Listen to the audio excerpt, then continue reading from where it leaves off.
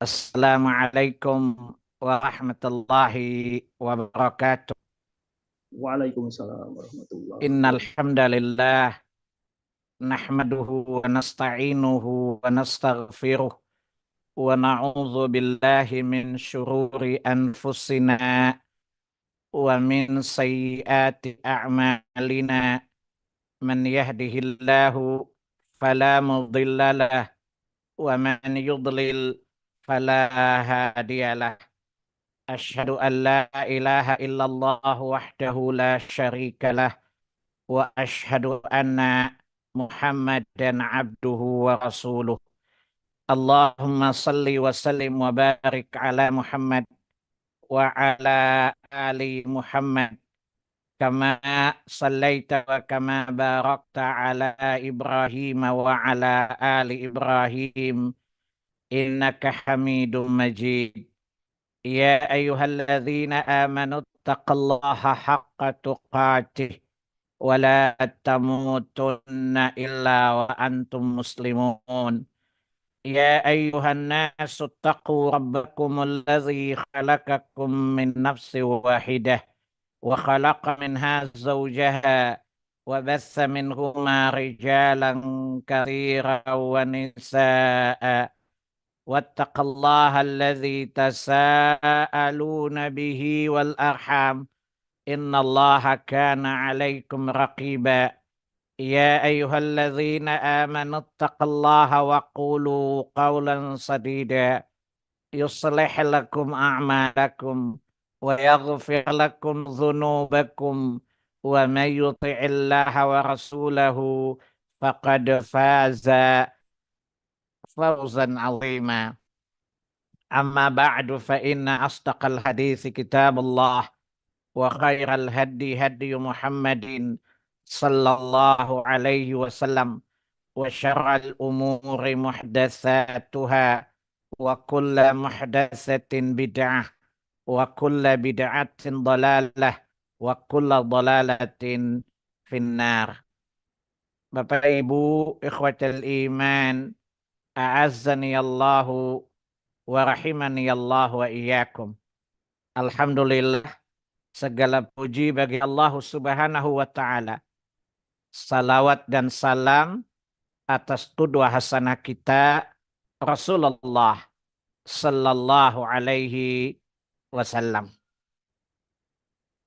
Bapak Ibu ikhwatal iman, a'azzani Allah wa iyyakum.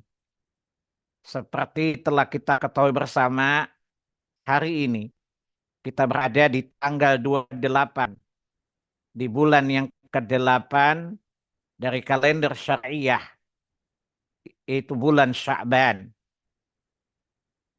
Karena dia tanggal 28, maka tinggal sehari lagi Sya'ban akan berakhir.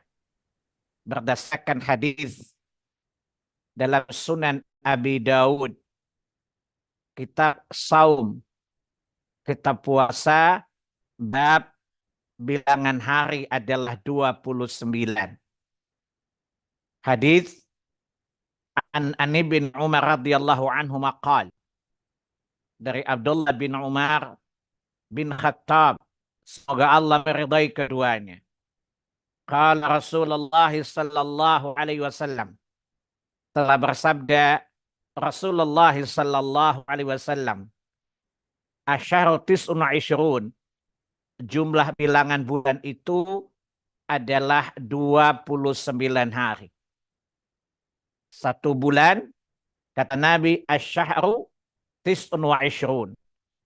Satu bulan itu terdiri dari 29 hari.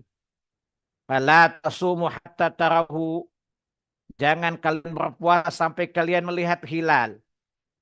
Wala tuftiru hatta tarahu, dan jangan kalian berbuka sampai kalian melihat hilal.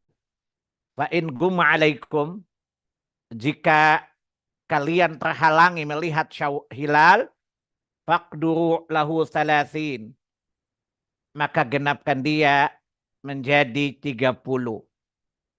Artinya yang bisa kita pastikan adalah besok hari terakhir dari bulan Sya'ban berdasarkan hadis ini. Jika tidak ada penghalang untuk melihat hilal, maka insya Allah hari Senin kita sudah memasuki bulan Ramadan 1445 Hijriah. Saya tanya sama antum sudah dapat undangan belum? Antum sudah mendapatkan undangan Ramadan belum? Jawabannya sudah. Nomor undangannya nomor 2 garis miring 183 sampai dengan 185. Bukankah itu undangan Allah kepada antum semuanya? Kenapa saya katakan dia undangan? Karena Allah memulai dengan harfun nida. Ya. Ya ayyuhalladzina amanu. Dalam bahasa Arab, ya adalah harfun nida. Huruf yang menunjukkan panggilan. Seruan. Dari Allah Subhanahu wa ta'ala kepada orang-orang beriman. Kalau kita gabungkan hadis Abu Daud tadi dengan Quran surat 9 ayat 36. Inna iddatash syuhuri indallahi 12 syahra fi kitabillahi yauma khalaqas samawati wal ard. Sesungguhnya jumlah bilangan bulan dalam 1 tahun itu adalah 12 bulan. Kalau tadi hadis Abu Daud bilangan hari adalah 29, berarti dalam 1 tahun 29 kali 12. Artinya tidak kurang dari 346 hari. Ya, selisih dengan Masehi 11 hari. Ya. 1 tahun 346 hari. Tentu manusia merasa kaget karenanya. Sebab tabiat manusia apa? Kalau bisa masuk surga gratis kan, gak mau capek kan, gak mau susah kan. Maka setelah Allah mengatakan diwajibkan atas kalian puasa, Allah menerangkan 2 hal.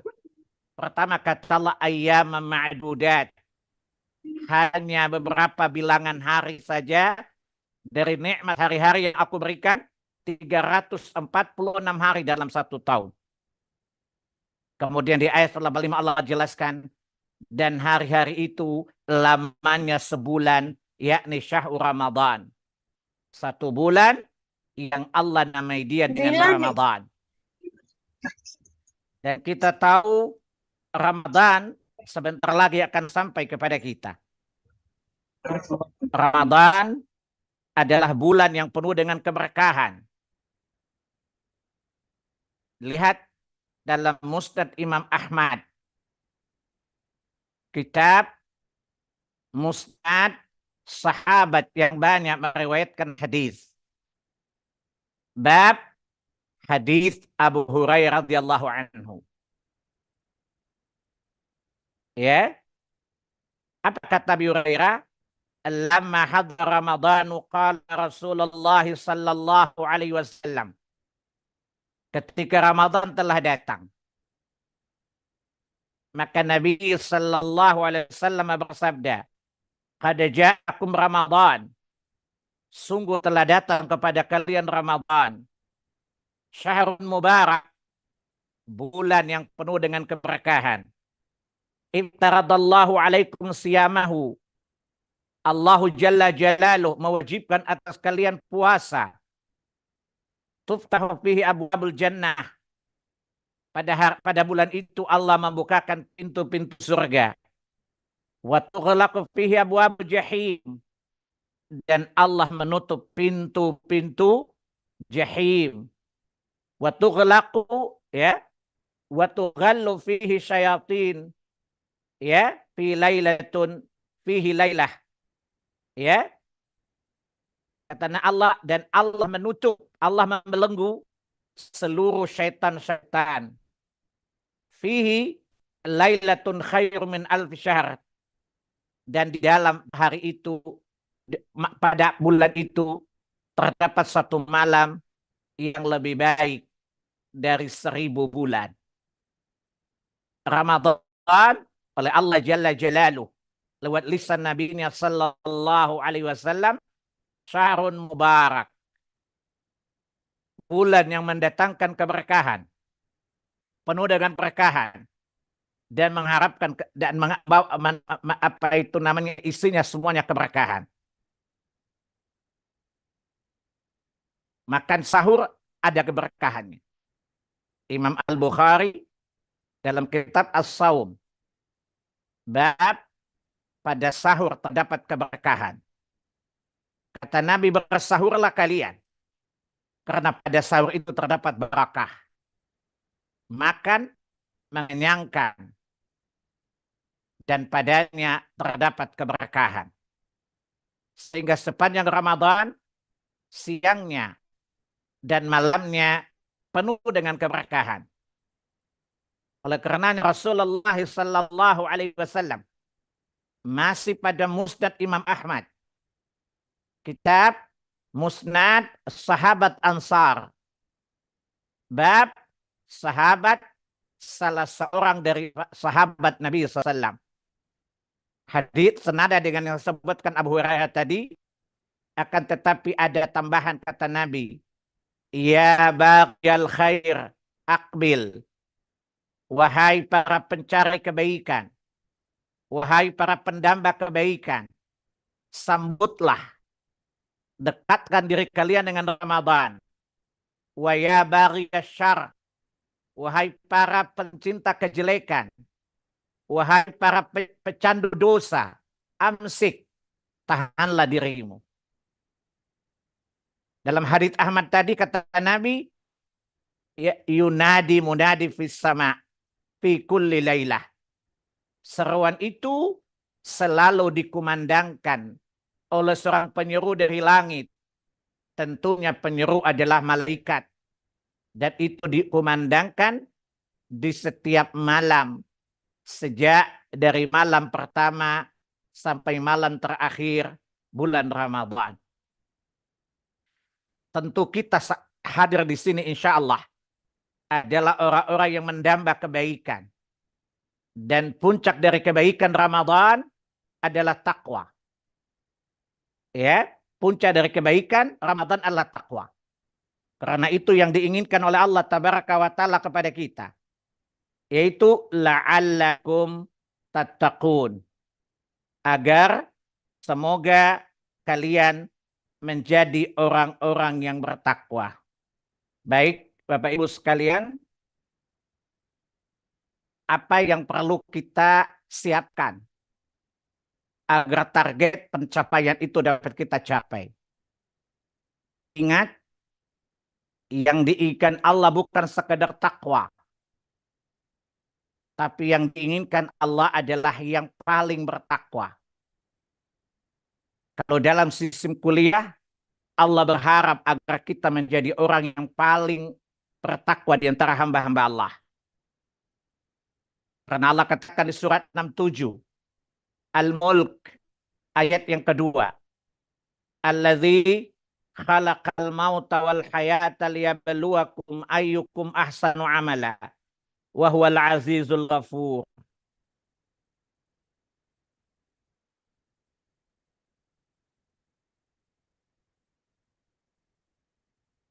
Allah pencipta kematian dan kehidupan. Dia akan menguji kalian. Siapa yang paling baik amalnya di antara kalian? Ahsan ya adalah ya isim tafdil, yang paling bagus amalnya. Menunjukkan target yang kita capai adalah yang paling bagus amalnya. Pertanyaannya, apa yang membuat hati kita bersemangat untuk beramal? Ingat, hati seorang mukmin tergerak dan semangat beramal karena hati dihiasi dua sudut iman, khauf dan roja, takut dan harap. Tetapi yang ingin saya ingatkan, takutlah akan Allah Tabaraka wa Ta'ala. Perasaan yang hadir di hadapan kita apa? Agar kualitas puasa kita baik. Puasa apa yakin? Bahwa hal yang membuat kita semangat beramal adalah ketika kita mengingat kematian. Imam Ibnu Majah dalam kitab Zuhud, bab kematian dan persiapan menuju kepadanya. Hadits dari Abu Hurairah radhiyallahu anhu, Nabi bersabda, "Aksiru dzikral hazimil ladzati ya'nil maut." Kata Nabi, perbanyaklah mengingat hal-hal yang menghancurkan kenikmatan, yaitu maut. Bapak Ibu, supaya Anda bersemangat Ramadan, yakinkan dirimu akan kematian. Apa korelasinya semangat mengingat dengan semangat beramal? Saya beri ilustrasi dulu. Saya tanya sama antum, dalam 1 minggu ada 7 hari. Berapa hari yang pasti buat antum? Dalam 1 minggu ada 7 hari. Yang pasti buat antum berapa hari? 1 minggu. 1 hari saja. Kalau kita bicara dimensi waktu, 3 dimensi. Kemarin, sekarang, dan besok bukan. Anda tidak mungkin kembali kepada hari kemarin. Sementara besok masih abu-abu, tidak jelas. Maka milik Anda hanya hari ini saja. Lihat surat 31. Surat Luqman. Ayat yang ke-34. Bahwa hari kita cuma sehari saja. Cukup buat kita mempersiapkan segalanya. Cukup bagi kita untuk menghancurkan segalanya. Di surat 31 Luqman ayat 34. Ada 5 perkara gaib. Tidak ada yang tahu kecuali Allah. Lihat perkara gaib keempat dan kelima. Wa ma tadri nafsu madza taksibu ghadan. Wa ma tadri nafsu bi ay ardin tamut. Tidak seorang pun yang tahu dengan pasti apa yang akan dia kerjakan besok. Dan tidak seorang pun tahu dengan pasti di bumi mana dia akan diwafatkan Allah tabaraka wa ta'ala. Perhatikan kalimat wa ma tadri nafsun madza taksibu ghadan. Tidak seorang pun yang tahu dengan pasti apa yang terjadi padanya besok. Kalau Anda pernah mendengar kata orang, jangan pernah putus asa, karena hari esok pastikan datang. Kita jawab, yes. Ada kita, tidak ada kita, besok pasti datang. Yang jadi pertanyaan, emangnya besok lu yakin masih hidup? Emang lu yakin besok masih ada kesempatan beramal? Gak kan? Maka milik Anda cukup 1 hari ini saja. Pertanyaan berikutnya, apakah 1 hari cukup untuk kita meraih surga atau menjauhi neraka? Cukup. Seseorang untuk masuk neraka tidak perlu tunggu bertahun-tahun. Sehari pun bisa. Saya beri contoh. Anda berbuat kebaikan sepanjang tahun. Berpuluh-puluh tahun. Hari ini Anda berbuat syirik. Kemudian mati. Bukankah Allah menghapus seluruh amal kebaikanmu dengan syirik Anda lakukan? Begitu juga. Udah berpuluh-puluh tahun Anda berbuat kejahatan. Kemudian hari ini Anda bertaubat kepada Allah dengan taubat nasuh. Allah mengampuni. Kemudian Allah mewafatkanmu hari ini. Bukankah jannah menantimu? 1 hari cukup untuk kita beramal. Kita tidak bisa memastikan besok masih bisa beramal atau tidak. Maka mari kita bangkitkan daya ingat kepada mati. Agar tidak panjang angan-angan. Jangan beranggapan masih ada Ramadan tahun depan. Besok aja lu kagak tahu, tahun depan menghayal lo. Ya? Apa kata iblis? Lu gue banget gitu loh kalau menghayal. Kenapa? Karena tamani, panjangnya angan-angan. Hayalan itu adalah perangkap iblis. Lihat surat 4 An-Nisa. ayat 119. Apa kata iblis? Wala udillannahum wala umanniyannahum. Aku pasti akan menyesatkan mereka dan aku akan bangkitkan angan-angan panjang mereka. Jangan putus asa, besok pastikan datang. Hari ini kita main-main, toh masih puasa tahun depan. Apa kata iblis? Lanjutkan. Bersama kita bisa go to hell. Imam Ibnu Majah dalam kitab Zuhud, bab kematian dan persiapan menuju kepadanya. Seorang sahabat dari Ansar datang kepada Nabi SAW mengatakan, ya Rasulullah, berikan aku pelajaran agar aku lebih serius dalam beramal. Apa kata Nabi? Jika kamu hendak salat, pastikan dirimu itu adalah salatmu yang terakhir. Perbaguslah salatmu seakan-akan itu salatmu yang terakhir. Karena boleh jadi kamu tidak salat sesudah itu lagi. Paham maksud saya? Artinya mungkin ini Ramadan kita terakhir. Tidak ada yang memastikan bahwa Ramadan akan datang. Maka ingat kepada kematian. Sementara dia sadar tidak punya perbekalan. Maka bangkitkan semangat, spirit, kematian sangat dekat. Sementara aku belum punya apa-apa. Maka ingat kepada kematian. Perbaguslah amalmu. Kalau Anda selalu bukan berangan-angan, tapi selalu membayangkan jangan-jangan amalku ini terakhir, Ramadan terakhir. Dan kata Nabi dalam hadits Muslim, innamal a'malu bikhawatimi. Sesungguhnya amal-amal itu tergantung yang terakhir. Maka ingatlah kematian.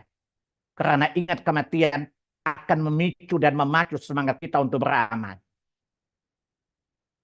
Ada dua hal yang berkaitan dengan kematian. Pertama apa? Kematian menyisakan banyak penyesalan. Penyesalan bagi siapa? Yang menyanyiakan kesempatan yang Allah berikan kepadanya. Maka kematian akan mendatangkan penyesalan. Lihat surat 63. Surat Al-Munafiqun. Ayat yang ke-10 dan 11. Ini dalil orang yang menyanyiakan kesempatan Allah berikan kepadanya. Dan tiba-tiba datang kematian, hanya menyisakan penyesalan saja. Kata Allah di surat 63 Al-Munafiqun ayat yang ke-10. Wa anfiqu mimma razaqnakum min qabli ay ya'tiya ahadakumul maut. Fayaqula rabbi laula akhartani ila ajalin qarib fa asaddaqa wa akum minas salihin. Bersegeralah kalian menginfakkan harta kalian di jalan Allah. Ini penyebutan khusus, tetapi yang Allah maksudkan umum. Beramallah kalian ketika ada kesempatan. Hatta hadara ahadahumul maut, kata Allah. Sehingga datang kematian salah seorang dari kalian. Fayaqul. Lalu dia berkata, Rabbi laula akhartani ila ajalin qarib fa'asaddaqa wa akum minas salihin. Wahai Rabbku, andaikan aku diberi sedikit waktu saja, aku pasti berusaha bersedekah dan aku pasti akan berusaha menjadi orang saleh. Ini maksud ingat kematian. Karena kematian menyisakan penyesalan. Penyesalan kita telah melewatkan waktu, kesempatan Allah berikan tidak mengisi dengan amal. Sehingga berkeinginan kembali ke dunia untuk berbuat kebaikan. Untuk beramal. Tetapi apa kata Allah di ayat 11-nya? La yu'akhirallahu nafsan idza ja'a ajaluha. Wallahu khabirum bima ta'malun. Sekali-kali Allah tidak akan memperlambat ajal. Tidak mempercepat. Tapi semuanya berjalan dengan ketetapan Allah tabaraka wa ta'ala. Ini hikmah Kenapa ingat kematian akan memicu semangat kita untuk beramal. Agar kita tidak menjadi orang menyesal sesudah kematian. Atau lihat contoh ayat penyesalan yang lain. Surat 23. Surat Al-Mu'minun. Ayat 99. Dan ayat yang ke-100. Allah mengkhabarkan orang kafir yang asyik dengan kekafirannya. Pelaku maksiat asyik dengan kemaksiatannya, kekufurannya. Hatta idza hadara ahdahumul mautu qala rabbirji'un.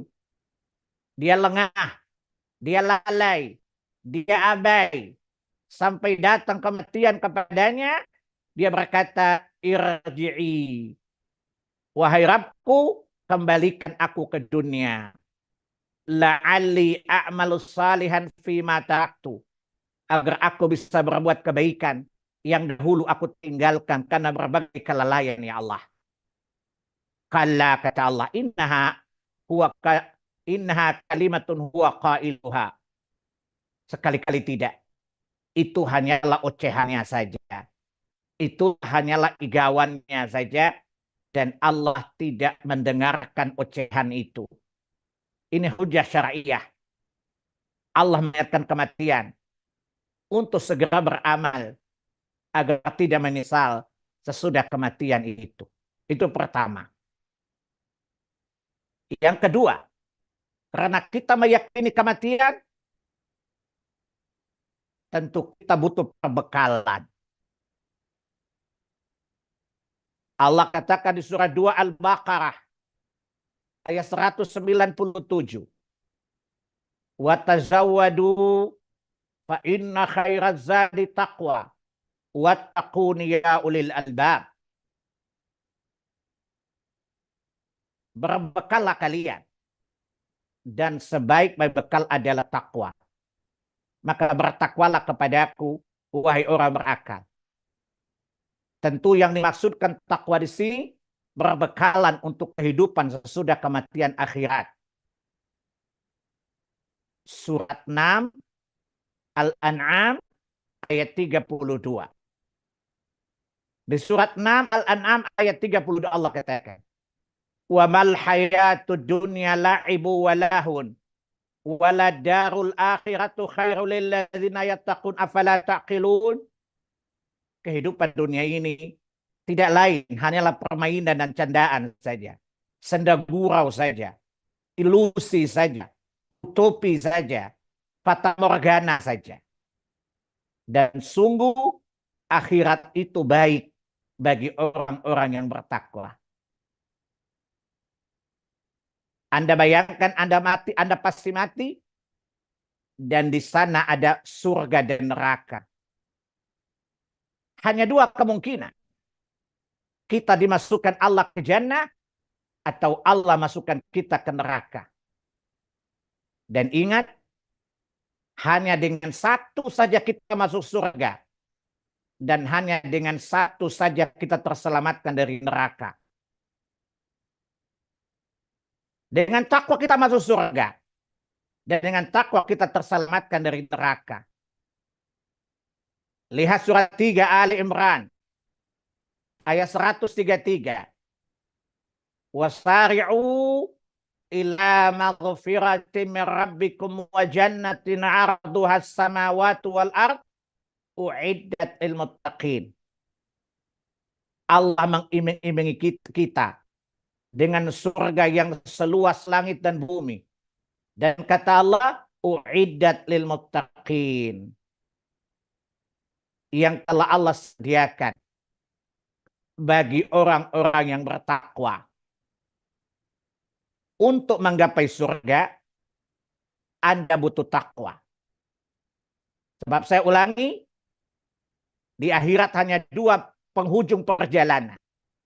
Surga atau neraka. Neraka atau surga. Coba antum lihat di surat 42.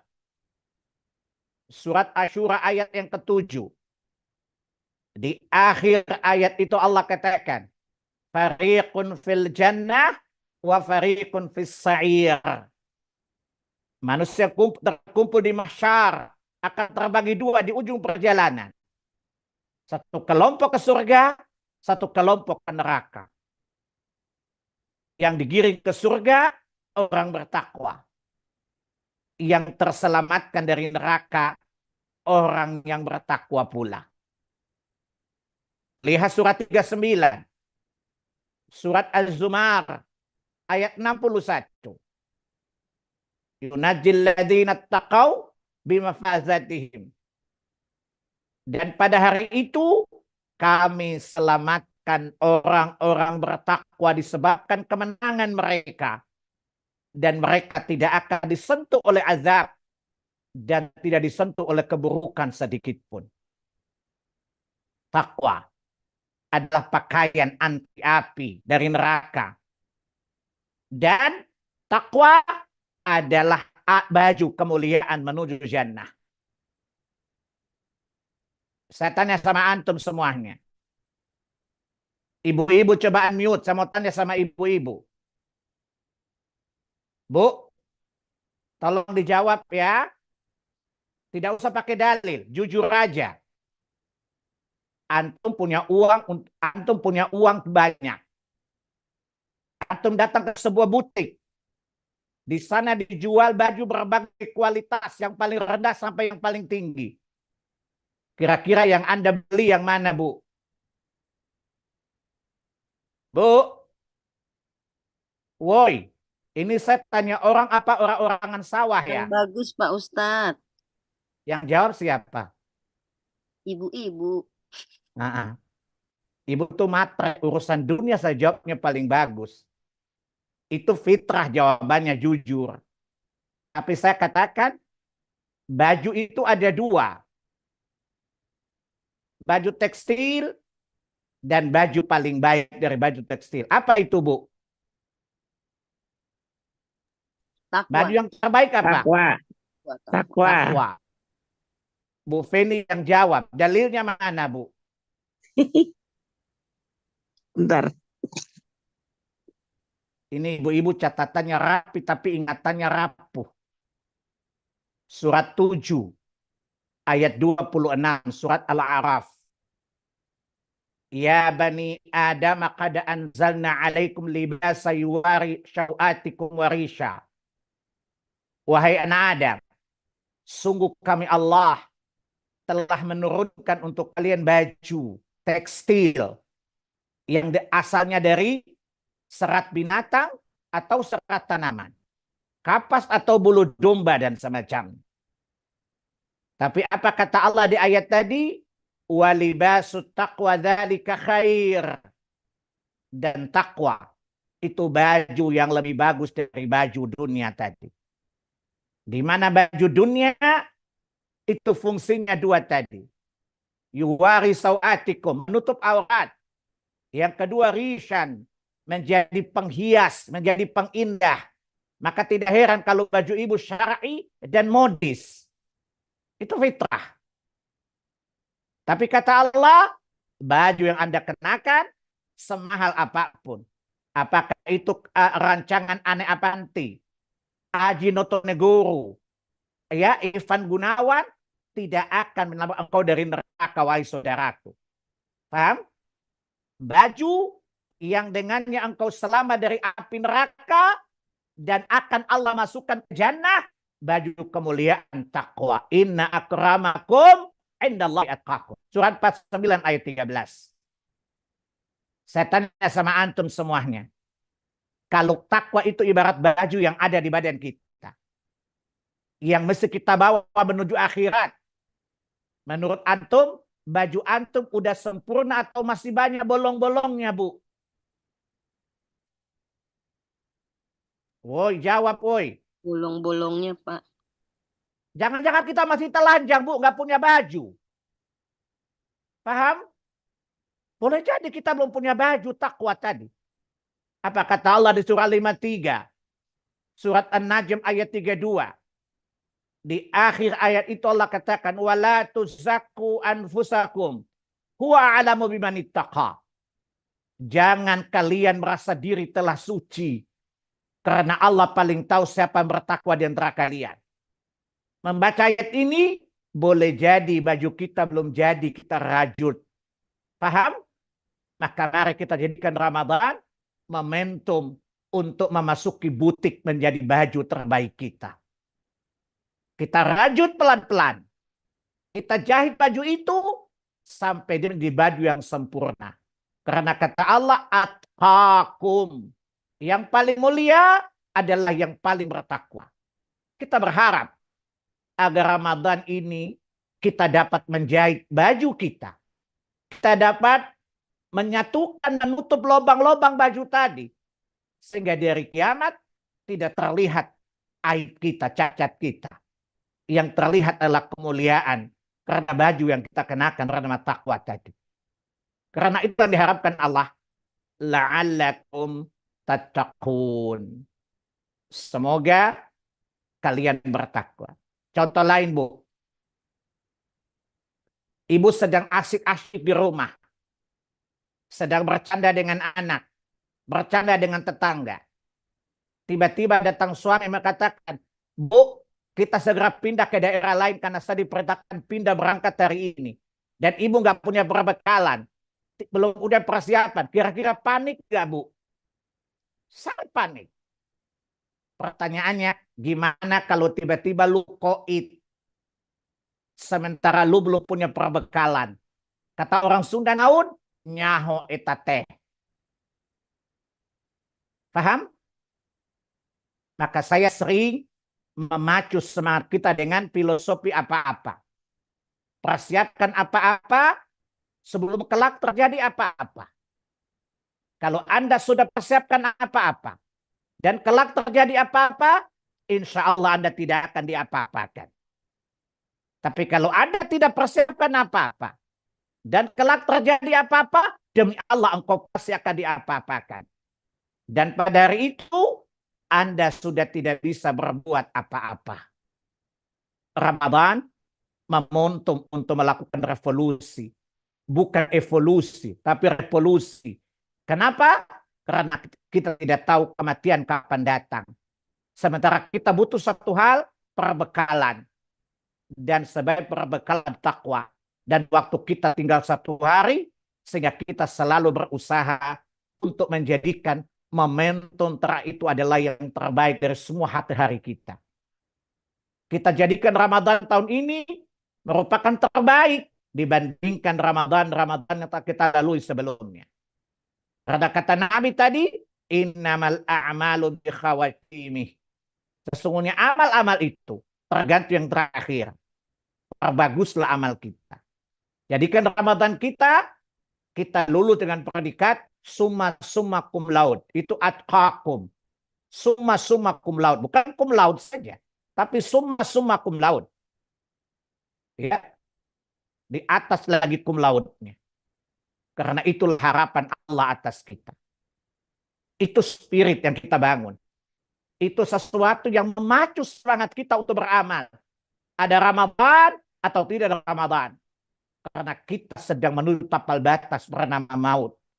Dan sekali lagi, maut akan menyisakan penyesalan bagi mereka yang menyanyiakan kesempatan yang Allah berikan untuknya. Dan kita bertemu dengan Ramadan, maka mari kita maksimalkan dia. Kita jadikan dia pengampunan.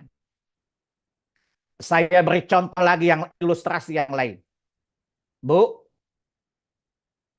ibu ditinggal suami dalam dinas 2-3 bulan. Ketika ada pengkabaran bahwa suami akan balik. Dan ibu lihat penampilan ibu, ternyata ibu jadi gendut. Kira-kira percaya diri nggak, Bu? Sementara ibu tahu suami ibu nggak suka istrinya gendut. Kira-kira ibu gelisah nggak, Bu? Sementara nanti sore suami pulang, Bu. Ibu gelisah nggak, Bu? Gelisah. Pertanyaannya, gimana dengan lemak dosa-dosamu kalau tiba-tiba besok mati? Paham maksud saya?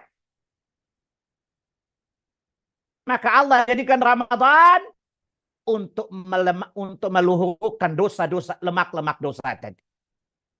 Ya, pertanyaan saya, dosa kita banyak atau amat sangat banyak? Sangat banyak. Ya, saya masih kecil ada cerita ibu saya. Jadi orang Ambon datang jahit sama ibu saya. Ibu saya tukang jahit. Biasa suka curhat sama ibu saya. Tuan guru, saya gemuk, Bu. Ya, saya kurang percaya diri kalau depan suami saya. Ibu saya kalau nasihatin orang suka megang kepala bahunya. Biasa aja, Dek. Kalau gemuk, tidak apa-apa. Nanti mati digendong kok gratis. Gak usah jalan sendiri. Tapi yang ia pikirkan dosamu, lemak dosa ketika menghadap Allah. Karena itu menghalangimu ke jannah, wahai saudaraku. Kata ibu saya, jangan pernah memikirkan lemak tubuhmu. Tapi bayangkan lemak dosamu ketika kematian datang. Dan itu akan menyeret gerakanmu lincah ke neraka, menghambatmu ke surga. Kata ibu-ibu, ngomong sama orang alim beda sama ibu-ibu kampung ya. Ya. Kenapa, Bu? Ibu saya suka ditanya, Tuan Guru, kenapa kalau kita tanya kok jawabannya akhirat ya, Bu? Kata ibu saya khawatir kita terkena perangkap iblis. Ibu saya hafal Quran. Ibu saya cantik sekali, Bu, karena dia keturunan China. Ibu saya hafal Quran. Makanya saya hafal Quran dengan nomor dari ibu saya dan ayah saya. Apa kata ibu saya?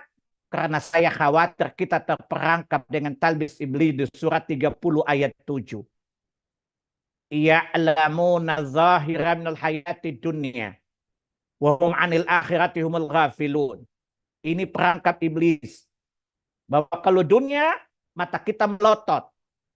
Kalau akhirat kita lebay. Badan gemuk gelisah. Keriput gelisah. Sementara dosa menumpuk tidak bikin gelisah. Maka mari kita jadikan Ramadan sebagai peluru lemak dosa. Langsing badan dari beban dosa. Sehingga kita datang kepada Allah. Mudah-mudahan tanpa dosa sama sekali. Yang jadi pertanyaan adalah, apa yang perlu kita persiapkan wahai Pak Salim? Agar kita sukses mencapai Ramadan. Andaikan Allah pertemukan Ramadan dan kita ingin mencapai kesuksesan Ramadan, tentu bikin persiapan dong. Ujian aja persiapan, kuliah aja persiapan waktu ujian semester. Padahal ijazahnya nggak laku-laku dijual, bukan? Pertanyaannya, apa persiapan kita Pak Salim? Karena tinggal begitu jam saja kita memasuki Ramadan. Yang pertama, berdoalah kepada Allah Subhanahu wa Ta'ala. Perbanyak doa kepada Allah Subhanahu wa Ta'ala, Bu.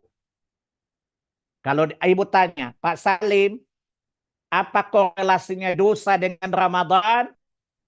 Jawabannya sederhana. Bukankah Anda menginginkan kebaikan Ramadan? Bukankah Anda menginginkan menggapai kemuliaan Ramadan, keberkahannya? Tapi apa kata Allah? Keinginanmu tidak akan terwujud kalau Allah tidak menginginkannya. Lihat surah 81. Surat At-Takwir.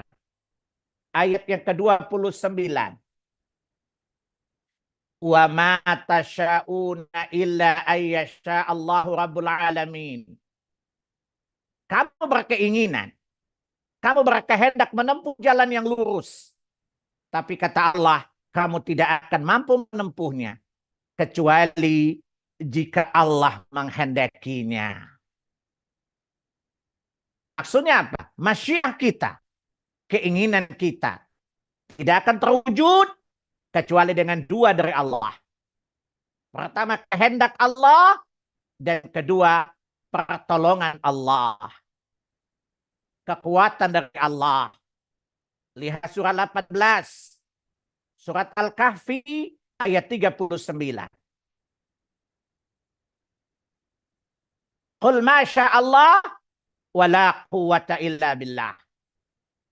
Katakan bahwa Anda tidak bisa memasuki kebunmu atau apapun kecuali apa yang Allah kehendaki dan karena kekuatan dari Allah Subhanahu wa Ta'ala. kita butuh bantuan Allah. Kita butuh pertolongan Allah. Maka berdoalah kepada Allah Subhanahu wa Ta'ala. Yang Anda doakan kepada Allah dua. Pertama, memohon kiranya Allah pertemukan engkau dengan Ramadan di tahun ini. Allahumma baligh Ramadan wa yassir li fi Ramadan. Ya Allah, pertemukan aku dengan Ramadan dan permudah aku beramal sepanjang Ramadan. Minta kepada Allah dua. Dipertemukan Ramadan dan dipermudah beramal sepanjang Ramadan. Tambah doa lagi. Allahumma ya musarrifal qulub, sarrif qalbi ala ta'atik. Wahai zat yang membimbing hati, yang mengarahkan hati, bimbinglah, arahkan hatiku agar senantiasa taat kepadamu ya Allah sepanjang Ramadan dan sepanjang hayat saya. Minta kepada Allah dengan doa Nabi. Allahumma ati nafsi taqwaha wa zakkiha anta khairu man zakkaha anta waliha wa maulaha. Ya Allah, berikan kepada hatiku takwanya ya Allah. Ya Allah, sucikan hatiku ya Allah. Engkau adalah pelindungnya ya Allah. Itu contoh doa-doa yang kita perbanyak. Agar Allah membukakan hati kita. Allah semaikan takwa dalam hati kita. Sehingga kita bersemangat beribadah sepanjang Ramadan. Itu yang pertama, persiapan pertama. Persiapan yang kedua, bertaubat kepada Allah sebelum Ramadan. Kenapa bertaubat? Karena ada dua alasan. Alasan pertama apa?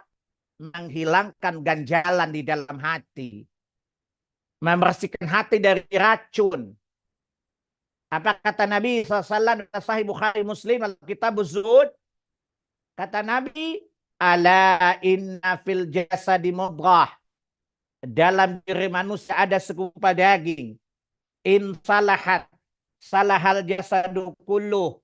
Wa in fasadat, fasadal jasadu kulluh. Ala wahyal qalb. Dalam diri manusia ada segumpal daging. Jika dia baik, maka baiklah seluruh tubuh. Jika dia rusak, maka rusaklah seluruh tubuh. Ala wahyal qalb. Ketahuilah, dia adalah hati. Semangat untuk beramal tidak mungkin akan terjadi kalau kita, ya, saya ulangi, semangat untuk beramal, ya, tidak akan terjadi kalau hati masih bergelimang dosa. Antum lihat dalam Sunan At-Tirmidzi, ya, Sunan At-Tirmidzi, kitab tafsir Al-Quran, bab surah Al-Mutaffifin. Antum bisa lihat dalam Sunan At-Tirmidzi, kitab tafsir Al-Quran, bab sebagian dari surat Al-Mutaffifin. An Abi Hurairah radhiyallahu anhu an Rasulillah sallallahu alaihi wasallam qala. Dari Abu Hurairah bahwa Rasulullah SAW bersabda, Innal abda idza akhta'a khati'atan nukitat fi qalbihi nuqtatun saudaun. Apabila seorang hamba berbuat dosa, maka Allah letakkan satu titik hitam di hatinya. Menunjukkan hati itu akan terkotori oleh dosa yang kita perbuat. Fa idza huwa naza'a wastaghfara wattaba suqila qalbuhu. Jika dia meninggalkan dosa, memohon ampun kepada Allah, dan dia bertaubat, maka Allah bersihkan hatinya menjadi putih kembali. Wa in ada zida fiha hatta ta'luwa qalbuhu wa huwa ranul ladzi dzakarallahu kalla bal rana ala qulubihim ma kanu yaksibun. Jika dia menambah dosa, maka Allah tambah titik hitam itu. Dan lambat laun hatinya menjadi hitam dan akhirnya menjadi keras. Kata Nabi, inilah yang dimaksudkan dengan firman Allah, kalla bal rana ala qulubihim kanu ma kanu yaksibun. Kata Allah, tidak. Sebenarnya apa yang mereka perbuat itu menutup hati mereka. Tadi kata Nabi apa? Lisan baik kalau hati baik, bukan?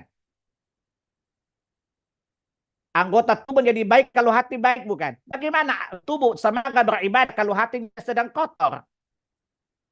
Maka taubat fungsi pertama, membersihkan hati-hati kita agar semangat kita beribadah. Karena tidak ada racun yang merusak hati.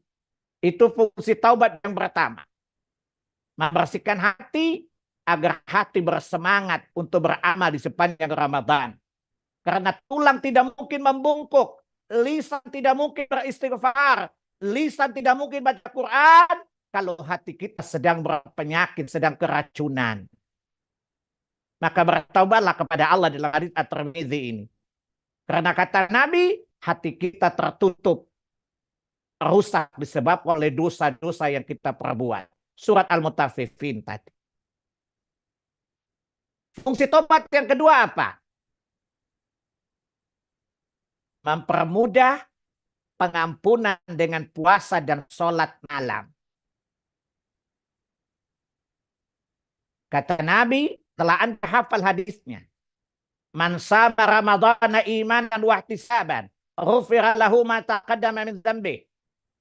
Man qama Ramadhana imanan wa ihtisaban, ghufira lahu ma taqaddama min dzambi. Barang siapa puasa atas dasar iman dan mengharapkan pahala Allah, Allah ampuni dosanya. Siapa yang sholat malam sepanjang Ramadan karena iman dan mengharapkan pahala, Allah ampuni dosa-dosanya. Tapi perlu antum ingat, semua itu hanya dosa kecil yang diampuni. Itu pun dengan syarat kalau kita menjauhi dosa-dosa besar.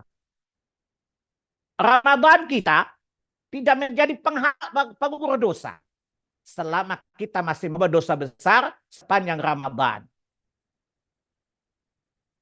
Lihat dalam Sahih Muslim. Dalam Sahih Muslim, kitab Taharah. Bab sholat 5 waktu. Apa kata Nabi? As-salawatul khams. Sholat 5 waktu. Al-Jum'at ila Jum'ah. Jumat ke Jumat. Ramadan ila Ramadan. Ramadan ke Ramadan berikutnya.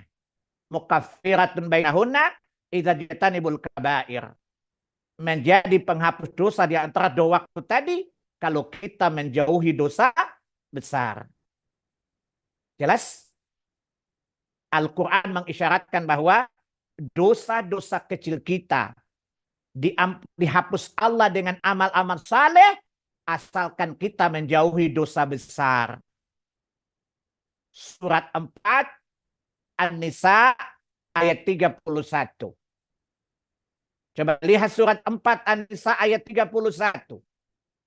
In tajtanibu kaba'ira ma tunhauna ankum nukaffir ankum sayiatikum wa nudkhilukum mudkhalan karima.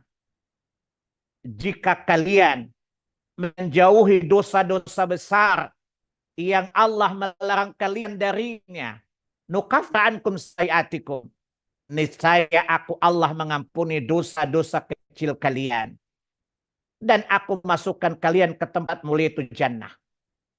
Ini asas taubat. Agar Ramadan kita menjadi penghapus dosa, maka kita wajib menjauhi dosa besar. Dan dosa besar tidak dapat dihapus kecuali dengan taubat kepada Allah Subhanahu wa taala. Maka bertaubatlah kepada Allah menjelang akhir-akhir Sya'ban agar tidak menjadi penghalang. Saya suka beri ilustrasi begini.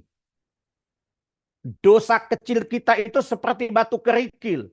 Jumlahnya miliaran. Ramadan itu mesin penggilas. Dosa besar itu gunung. Saya tanya sama antum. Mungkinkah mesin dapat menggilas batu kerikil kalau ada gunung sebagai penghalang? Nggak mungkin. Maka robohkan gunung dulu dengan taubat. Paham? Insya Allah mesin penggilas dapat menggilas batu kecil sehingga muluslah jalan kita menuju jannahnya Allah tabaraka wa ta'ala. Gunung kita robohkan. Gunung kita ratakan, barulah mesin ini bisa jalan, menggilas dan memperhalus, menghilangkan batu-batu kerikil yang sangat banyak tadi. Itu yang kedua, bertaubat kepada Allah. Yang ketiga, bekali diri dengan ilmu. Bekali diri dengan ilmu. Kalau ditanya kenapa bekali diri dengan ilmu, saya tanya dulu. Antum pengen Ramadan kali ini lebih baik nggak dari sebelumnya? Kata Nabi, syarat menjadi baik fakih agama bukan. Hadits Bukhari dalam kitab Al-Ilmu. Bab keutamaan orang berilmu. Apa kata Nabi? May yuridillahu bihi khairan yufaqihu fiddin. Barang siapa yang Allah menghendaki dia baik, maka Allah fakihkan dia terhadap agamanya. Maka setiap amal agama perlu difahami bukan? Jelas? Pelajari puasa Ramadan, fikih Ramadan, fikih saum, fikih salat. Agar kita salat dengan dasar pengetahuan. Bukan pengalaman. Pengalaman bisa benar, bisa salah. Allah katakan di surat 17, Al-Isra ayat 37.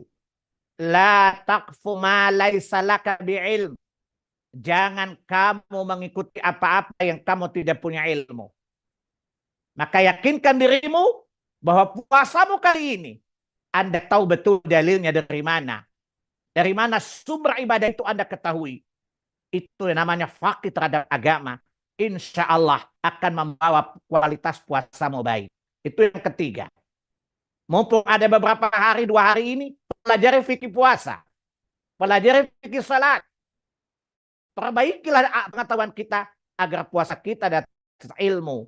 Salat dalam keadaan ilmu bukan semata-mata melihat orang lain melakukan lalu kita melakukan. Itu yang ketiga. Yang keempat, meluruskan niat. Meluruskan niat kita. Karena kata Nabi sudah antum ketahui hadisnya. Innamal a'malu binniyat. Amal-amal itu tergantung niat. Puasa boleh bagus. Antum berpuasa siang hari sampai malam. Tetapi kalau niatnya salah, maka tidak adalah artinya puasamu itu. Jangan sertakan tujuan-tujuan lain selain Allah tabaraka wa ta'ala. Yakinkan dirimu dengan ayat Allah di Quran surat 6 ayat 1 dan 2. Qul inna salati wa nusuki wa mahyaya wa mamati lillahi rabbil alamin. Ya, jangan karena ingin langsing. Jangan karena ingin halus kulitnya, glowing dan semacamnya. Ini urusan dunia. Dan Allah tidak mau dipersatukan dalam tujuan ibadah. Luruskan niat. Semata-mata karena Allah tabaraka wa ta'ala. Tidak karena selainnya. Yakinkan ikhlas. Karena apa kata Allah di Quran? Surat 39. Az-Zumar ayat 11. Qul inni umirtu an a'budallaha mukhlishan lahuddin. Katakan Muhammad, aku diperintahkan oleh Rabbku agar ikhlas dalam beribadah kepadanya. Maka luruskan niat kita. Ya, bahwa kita melakukannya semata-mata karena Allah tabaraka wa ta'ala, tidak karena selainnya. Itu yang keempat. Yang kelima, bersungguh-sungguh dalam memenuhi harapan tadi. Kenapa? Karena mengejar akhirat butuh kesungguhan. Karena akhirat butuh kesungguhan. Perlu ada kesungguhan. Lihat surat 17. Ayat 19 surat Al-Isra. Wa man aradal akhirata wa sa'alaha sa'yahu wa huwa mu'minun.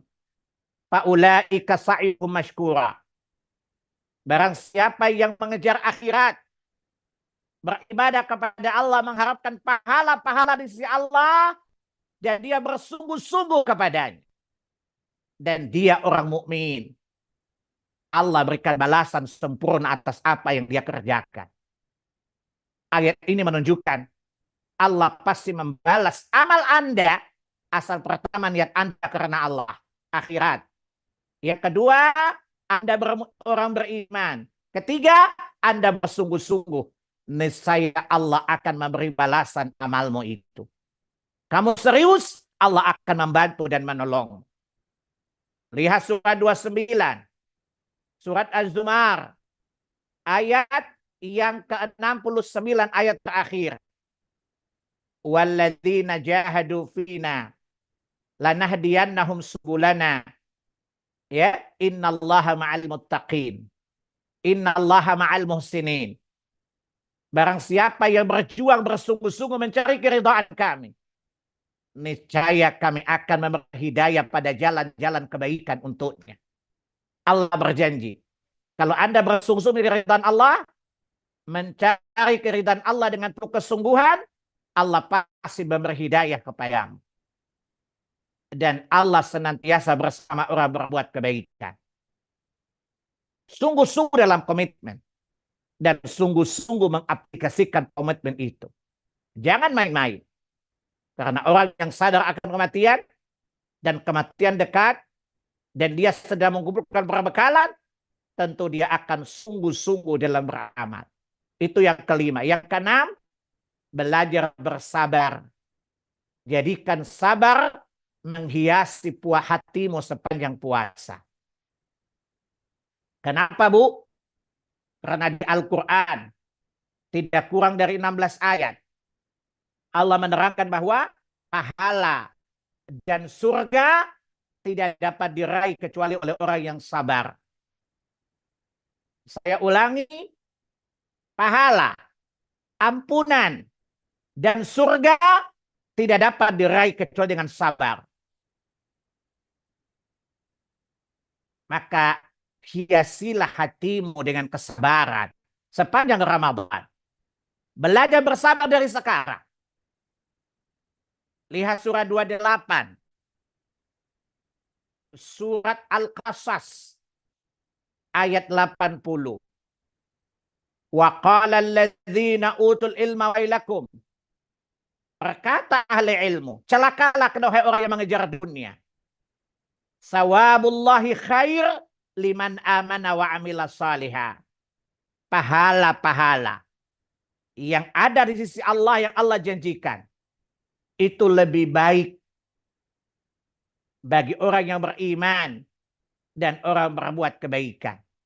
Tapi apa kata Allah? Wa ma yulaqaha illa sabirun. Tapi pahala itu tidak dapat digapai, tidak dapat dicapai kecuali oleh mereka yang sabar saja. Paham? Maka bersabarlah mencari pahala. Maka hiasi hatimu dengan sabar. Ya. Atau antum bisa lihat di ayat yang lain.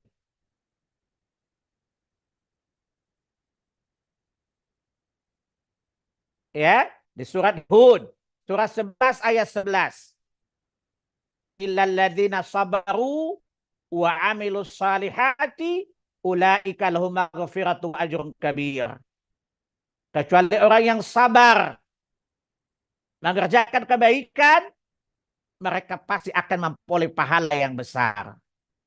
Untuk kesabaran dalam beramal. Ya, antum lihat di surat 13 Ar-Ra'd ayat 22 sampai dengan ayat 24. Walladzina sabaru bittigha'a wajhi rabbihim wa aqamus shalah wa anfaqu mimma razaqnahum sirra wa alaniyata wa yadra'una bil hasanati sayyi'ah ulaika lahum uqbad dar. Allah bilang apa? Orang yang bersabar dalam mencari keridhaan Allah dengan menerikan salat, bersedekah, memaafkan kesalahan orang lain, berbuat baik kepada orang, berbuat jahat kepadanya. Hanya dalam orang yang berbuat sabar. Paham? Maka antum lihat di ayat 24, apa kata malaikat? Salamun alaikum bima sabartum. Fani'ma uqbadar. Salam sejahtera kalian memasuki surga ini. Bima sabartum. Karena kesabaran yang telah kalian lalui dalam ketaatan kepada Allah Subhanahu wa Ta'ala. Ketahuilah ya ikhwan, kita tidak akan menggapai ampunan. Kita tidak mungkin menggapai surga kecuali dengan ketaatan. Dan kita tidak akan pernah menggapai ketaatan kecuali dengan sabar kepada Allah, sabar dalam menjalani itu semua. Ya, coba lihat di surat 76 ayat yang ke-12. Apa kata Allah? Wa jazaahum bima sabaru jannatan wa harira. Dan Allah memberi balasan kepada mereka karena kesabaran mereka dalam menaati Allah Subhanahu wa Ta'ala. Sabar mendirikan salat, sabar dalam gangguan manusia, Allah berikan jannah dan sutra pakaian-pakaian mereka. Saya ulangi, 6 hal tadi merupakan sikap persiapan mentalitas kita memasuki Ramadan. Berdoa mohon pertolongan. Bertaubat sebagai pemberi energi hati dan penghalang terhalang dari ampunan dosa. Yang ketiga, bekali diri dengan ilmu. Yang keempat, luruskan niat. Yang kelima, bersungguh-sungguh. Dan keenam, belajarlah bersabar dan terus bersabar sepanjang Ramadan karena pahala, ampunan, dan surga tidak dapat diraih tanpa diikat hati itu dengan sabar. Mudah-mudahan penjelasan ini menggugah semangat kita dan kita bekali diri kita dengan itu sehingga keberkahan Ramadan tahun ini dapat kita gapai, dapat kita raih, dan semoga Allah jadikan kita di Ramadan ini lebih baik dibandingkan Ramadan terdahulu yang telah kita lewati. Saya kembalikan kepada moderator untuk melanjutkan, memandul kelanjutan acara ini. Tafadhal maskuran, akhi. Baik, syukron. Jazakallah khairan Ustaz. Barakallahu fikum. Terima kasih atas sharing penjelasan materi pada siang hari ini. Sangat bermanfaat sekali bagi kita semua, jamaah. Selanjutnya kami mengundang kepada jamaah di sesi kedua ini untuk bisa bertanya jawab dengan Ustadz. Jamaah bisa langsung menanyakan langsung pada Ustadz dengan menekan tombol raise hand, atau bisa juga menuliskan pertanyaan yang ingin disampaikan kepada Ustadz. Insya Allah Ana akan bacakan pertanyaannya. Apakah ada yang jamaah sudah ada yang bertanya? Silakan raise hand atau tulis pertanyaannya.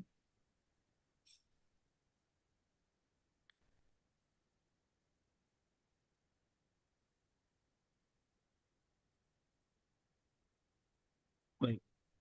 Sambil oke, baik. Ustaz, ini sudah ada pertanyaan yang masuk. Ana bacakan. Ustaz, pada waktu mau melaksanakan puasa awal Ramadan, apabila suami istri berbeda, apakah sebaiknya istri mengikuti suami atau mengikuti penetapan pemerintah?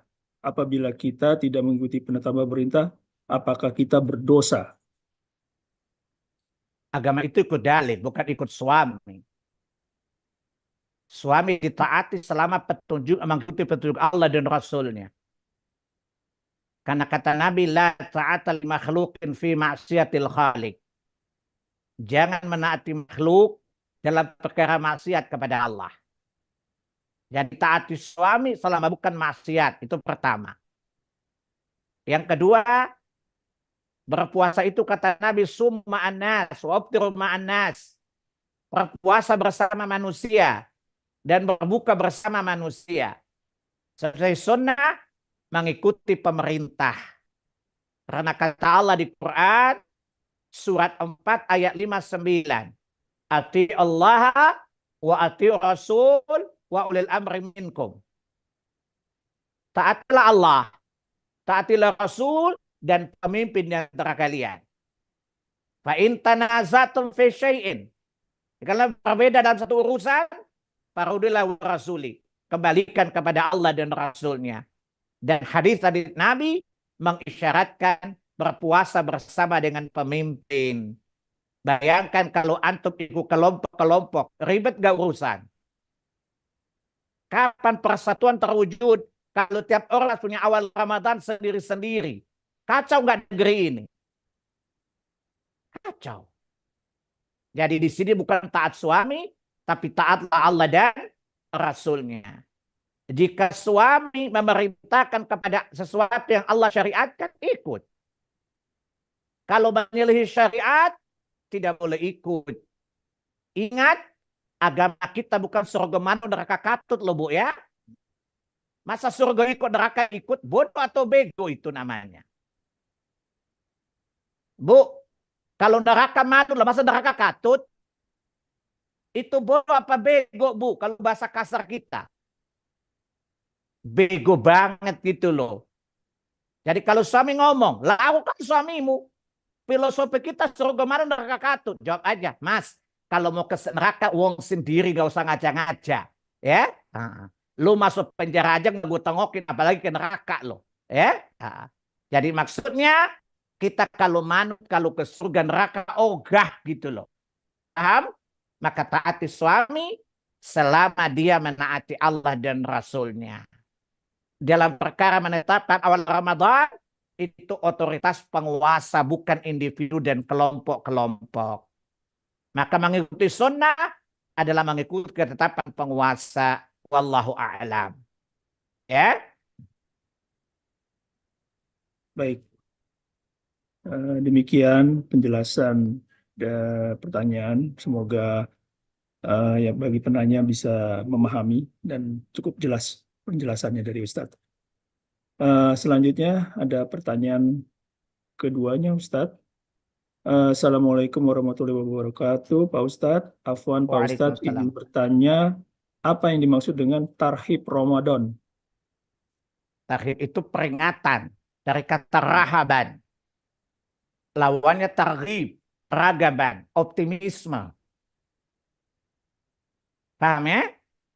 Lihat kata tarhib seperti Allah ceritakan doanya Nabi Nuh. Ya, di surat yang ke-21 ayat yang ke-91. Keduanya berdoa adalah rahaban wa raghaban. Penuh takut dan harap kepada Allah Subhanahu wa taala. Dari tarhib Ramadan adalah peringatan-peringatan. Ya, kita jangan sampai gagal memasuki Ramadan. Wallahu a'lam. Ya.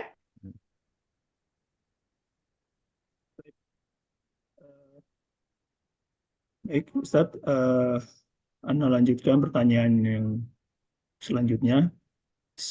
Assalamualaikum Ustadz, izin bertanya, Ustadz bagaimana menyikapinya fisik yang memang kondisi ginjal 15%, lalu dokter melarang untuk berpuasa. Sebaiknya ikut petunjuk dokter atau bagaimana? Cara mengganti puasa apa fidyah saja? Terima kasih. Kalau dokternya itu dokter muslim dan amanah, tentu dipercaya. Karena dia diberi Allah pengetahuan untuk melihat kondisi madarat dan manfaat. Dalam kaidah agama, darul mafasad muqaddimun ala jalbil masalih. Menolak bahaya diprioritaskan dari mencari maslahat. Puasa itu maslahat. Ada pahalanya. Tetapi bagi sakit dan berbahaya, maka tolak bahaya didahulukan daripada cari pahala. Itu pertama. Ingat Allah katakan di Quran surah 2 Al-Baqarah 185. Yuridullahu bikumul yusra wa la yuridu bikumul usra. Allah menginginkan kemudahan. Allah tidak menginginkan kesulitan. Kalau memang benar-benar cara ilmiah kondisi tadi puasa membahayakan, maka tidak boleh. Karena Allah mengatakan di Quran, surah 2 Al-Baqarah 195. Kalimatnya, la tulqu bi aidikum ila tahlukah. Jangan engkau membiarkan dirimu terjatuh dalam kebinasaan. Kalau puasa membuat Anda lebih parah ginjalnya, maka saat itu puasa hukumnya haram. Karena membinasakan diri hukumnya haram, larangan Allah Subhanahu wa taala. Kalau dokter itu memberikan advice-nya, itu ilmiah dan dia ahli dan amanah, percaya dia. Kemudian bayar fidyah. Tapi kalau antum merasa kuat, coba puasa aja dulu. Di tengah jalan lemas, bukalah. Ittaqullaha mastata'tum. Bertakwa kepada Allah sesuai kemampuanmu. Surat 64 atau Ghabun ayat 16. Jelas ya? Nah, maka silakan. Kalau dokter itu ahli amanah, maka percaya dia. Karena dia tahu secara medis puasa itu membahayakan kesehatan antum atau tidak. Yakinlah dengan penjelasan dokter, bukan ada-ada. Ya, maka bukalah dan bayar fidyah. Wallahu a'lam. Kemudian Ustadz, cara mengganti puasanya jika memang dokter menyarankan tidak boleh puasa, Artinya apakah kalau cukup fidyah? ginjalnya 15%, kemungkinan sembuh kan tidak ada kan? Ya, Berarti sakitnya permanen bukan? ya, Maka kafaratnya fidyah. fidyah. Sehari beri makan seorang miskin sebanyak hari yang ditinggalkan. Wallahu a'lam. Ya. Baik. Demikian penjelasan pertanyaan dari jamaah yang bertanya tadi. Mudah-mudahan cukup jelas. Selanjutnya, Anda bacakan pertanyaan selanjutnya, Ustadz. Assalamualaikum warahmatullahi wabarakatuh. Ya Ustadz, semoga Allah merahmati Ustadz, para ulama, dan kaum muslimin. Amin, Allahumma amin. Izin bertanya Ustadz, apakah kita harus punya target yang harus disiapkan di bulan Ramadan?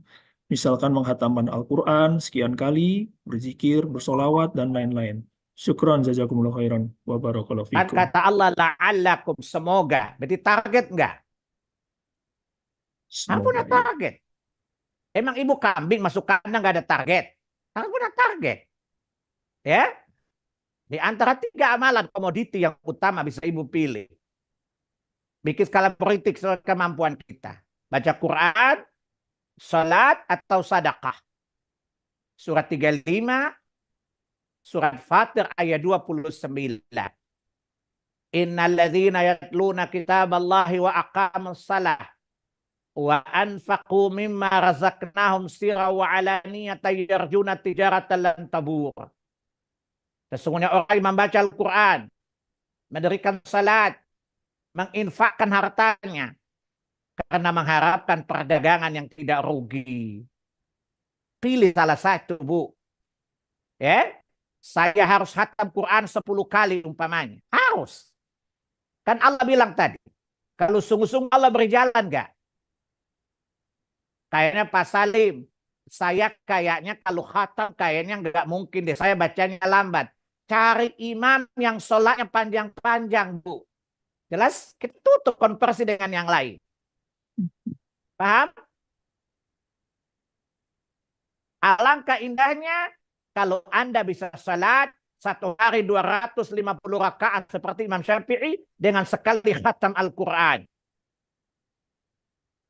Kayaknya nggak bisa ya kelihatannya. Atau padukan dua-duanya. 1 hari 50 rakaat dengan 500 ayat umpamanya. Subhanallah.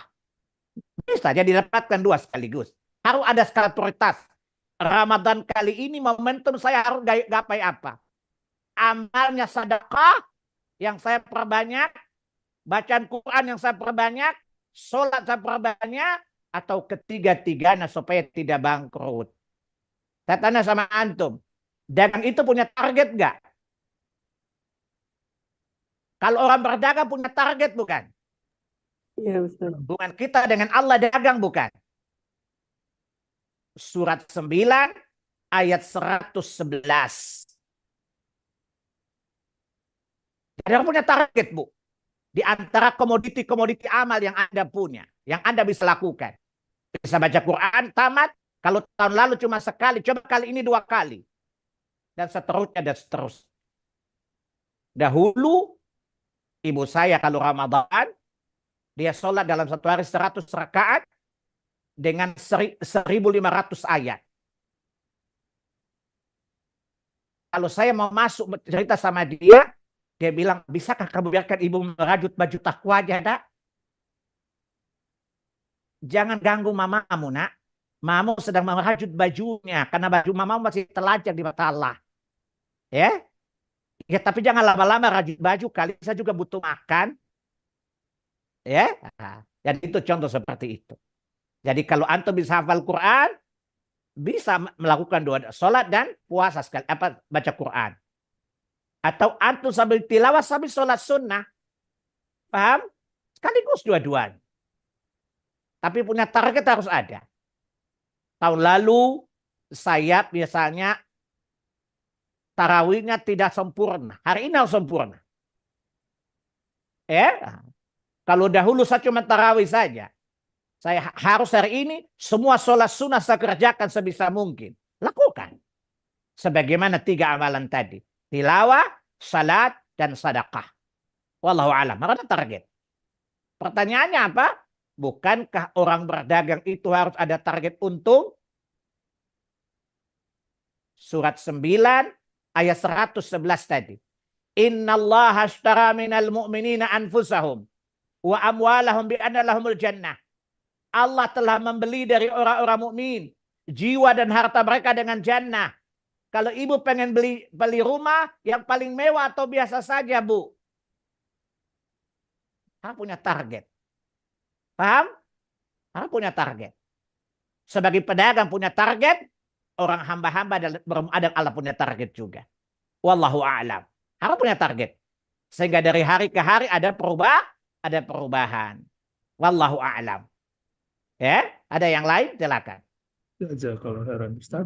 Demikian jawaban dari Ustaz buat penanya. Selanjutnya saya lanjutkan pertanyaan yang selanjutnya. Ustaz, Assalamualaikum warahmatullahi wabarakatuh.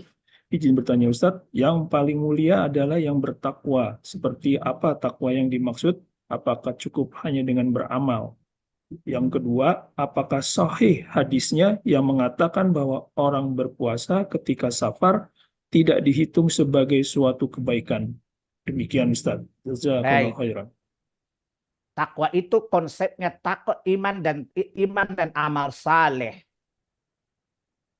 Jadi amal saleh apa saja, baik kepada Allah maupun kepada makhluk. Jelas? Jadi kan apa itu takwa? Takwa rumunnya apa? Takwa sama dengan iman tambah amal saleh. Amal saleh bukan hanya sholat. Berbuat baik kepada tetangga, amal saleh bukan. Menghormati tamu yang datang, amal saleh. Masih banyak hal amal saleh. Jadi takwa itu semua amal saleh itu takwa. Tapi di bawah ada dasar iman. Maka orang kafir, walaupun dia melakukan amal saleh, orang muslim tidak dianggap takwa. Karena dia musyrik, dia kafir. Maka apa konsep takwa? Takwa sama dengan iman tambah amal saleh. Jelas? Tentu. Amal saleh jangkauannya luas. Tidak hanya salat. Tidak hanya zakat. Tidak hanya haji. Tapi jangkauannya luas sekali. Berakhlak baik amal saleh. Dan banyak sekali. Yang kedua, pertanyaannya adalah, apakah sahih hadits mengatakan orang yang sedang puasa dalam safar berpuasa itu tidak ada kebaikan? Sahih haditsnya. Antum lihat dalam Sahih Bukhari, Muslim dan lainnya. Boleh buka, boleh tidak. Tapi hadits mengatakan tidak termasuk kebaikan orang yang memaksa diri puasa ketika sedang safar. Wallahu a'lam. Jelas? Kenapa gitu, Bu? Allah berikan keringanan. Dan hadits Muslim, Allah sangat senang orang hamba mengambil keringanan sebagaimana dia meninggalkan haram. Kalau kita meninggalkan haram, Allah senang enggak? Sangat senang. Kata Nabi, seperti Allah senang ketika kita mengambil rukhsah keringanan-keringanan yang Allah berikan. Wallahu a'lam. Ya.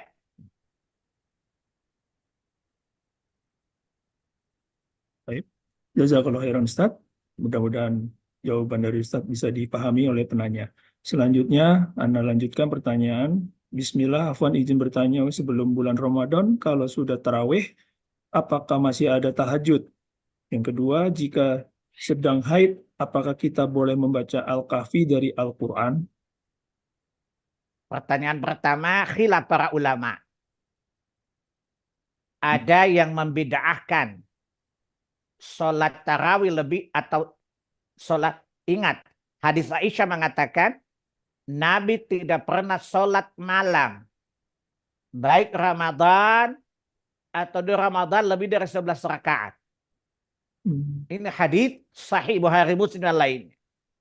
Dari Ummul Mukminin Aisyah radhiyallahu anha. Karenanya Imam Albani rahimah membid'ahkan orang habis sholat tarawih sholat tahajud. Maka beliau mengatakan hanya satu pilihan. Tarawih atau ditunda sampai tengah malam tahajud saja. Hanya satu jenis sholat untuk satu malam. Maka beliau berpendapat bid'ah bagi yang sholat lebih dari 11 rakaat. Syekh bin Bas mengatakan boleh lebih dari 11. Beliau berdalil dengan hadis as-salatul laili masna-masna. Sholat malam dua-dua. Kalau kalian mendengar azan, maka witirlah dengan satu. Sehingga Syekh bin Bas berpendapat boleh lebih dari 11 rakaat. Jadi kalau sore-sorenya Anda atau di awalnya Anda sudah sholat tarawih, kemudian Anda sholat malam, menurut Syekh bin Bas boleh. Tapi kalau antum tanya pendapat saya jawab lebih baik ditinggalkan, lebih baik daripada dikerjakan. Cukup satu saja. Kenapa? Khawatir pendapat yang benar itu pendapat Albani. Sebab sholat malam sunnah bukan? Kalau Anda tinggalkan tidak berdosa bukan? Tapi kalau Anda ikut dan ternyata bid'ah, dosa enggak? Maka saya lebih condong tidak melakukannya. Cukup sholat tarawih atau sholat sendirian saja tahajud. Pertanyaannya, kalau saya udah sholat malam, kemudian saya bangun, jangan tahajud, namanya sholat mutlak. Sholat mutlak kan boleh dikerjakan kapan saja di waktu halal, bukan waktu haram, bukan? Untuk apa? Sebagai ihtiyat, kehati-hatian, jangan sampai kita jatuh kepada bid'ah. Wallahu a'lam. Ya? Baik. Demikian, mudah-mudahan penjelasan Ustaz cukup dipahami oleh penanya. Masih menunggu pertanyaan lainnya. Apakah ada lagi pertanyaan? Silakan lanjut, bisa di raise hand, langsung bertanya kepada Ustadz.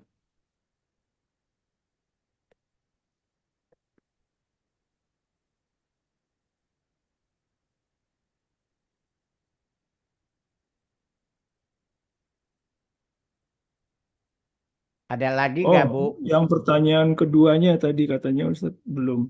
Apakah boleh membaca Al-Kahfi saat haid? Apa tuh? Kedua, jika Baca sedang haid. Al-Kahfi atau Quran. Jadi saya lebih umum ya. Iya. Ketika haid boleh baca Quran nggak? Ada khilaf para ulama. Tetapi saya condong mengatakan boleh.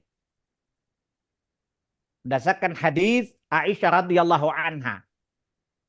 Ketika beliau sedang haid. Dan beliau menangis karena haid. Ketika sedang haji beliau haid. Lalu Nabi memasuki kemah beliau. Lalu bertanya, apa yang sedang engkau sedihkan putri As-Siddiq? Kata beliau, aku sedang nifas, sedang haid. Apa kata Nabi? Lakukan apa saja yang biasa dilakukan orang sedang ihram kecuali tawaf saja. Berarti boleh baca Quran kah dalam hadis ini? Kecuali tawaf. Karena tawaf hukumnya sama dengan salat. Paham? Saya berpendapat boleh berdasarkan hadis Aisyah radhiyallahu anha ini. Wallahu a'lam. Syekh Albani juga berpendapat yang sama. Adapun dalam surat La yamassu ilal mutahharun tidaklah menyentuh Al-Quran itu kecuali orang yang suci. Ya, kata beliau, ya, ini adalah para malaikat. Sebab kalau suci, syaratnya mesti berwudu, bukan? Tapi wudu bukan syarat membaca Al-Quran. Tidak terlarang orang yang sedang tidak wudu baca Quran. Sehingga saya lebih condong menguatkan pendapat wanita haid boleh baca Al-Quran. Kecuali menyentuhnya. Bisa pakai alas, bukan? Wallahu a'lam. Ya. Ya Allah. Baik. Mudah-mudahan cukup jelas jawaban dari Ustadz. Selanjutnya Ustadz, nih ada pertanyaan. Afwan izin bertanya, sholat mutlak itu apa ya Pak Ustadz? Salat mutlak adalah salat yang tergantung berapa rakaat suka. Di waktu-waktu yang tidak terlarang salat. Contoh dalam Sahih Muslim. Salat mutlak sesudah waktu halal, sesudah subuh. Sampai sebelum zawal matahari di waktu lohor. Dari salat lohor sampai datang waktu asar. Itu waktu salat mutlak. Paham? Itu salat yang tidak ada namanya. Salat mutlak sama mau salat apa. Ya? Sebanyak yang Anda suka. Wallahu a'lam. Baik. Demikian penjelasannya. Semoga cukup jelas bagi penanya. Kami masih menunggu ada pertanyaan lain dari jamaah.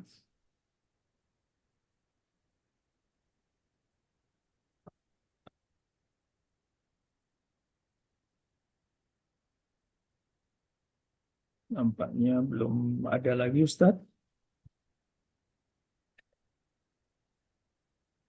Baik.